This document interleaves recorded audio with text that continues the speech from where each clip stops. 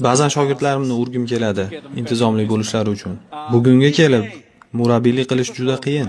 Bilaman, ursam qamalaman. Ha, ursam aniq qamalaman. Hozir shogirdlarni ura olmaysan, urishga haqqing yo'q deydi. Xo'p deysan. Hozir murabbiyim meni qiynaganlaridan juda minnatdorman. Rostdan.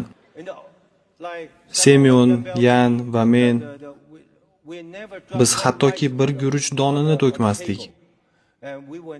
Oyoq kiyimlarimiz doim tartibli turardi. Hozir qachon o'g'limni xonasiga kirmay, o'g'limni bitta oyoq kiyimi bu yerda yotgan bo'ladi, ikkinchisi u yoqda. Paypog'ini bittasi bu yerda, yana biri qayerdadir yotgan bo'ladi. Intizom yo'q. Uni birinchi marta Amerikada ko'rganimda, "Salom dada" dedi. Men o'rningdan tur dedim. Chunki bizga o'rgatishgan, bizga barcha milliy urf-odatlarni qattiq o'qitirishgan. Kattalar kelsa o'rnimizdan turib ta'zim qilardik. Biz shunga o'rganganmiz. Ular bo'lsa salom deydi.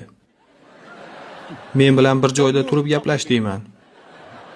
Sen muomalani bilmaysan deyman. Ha deydi.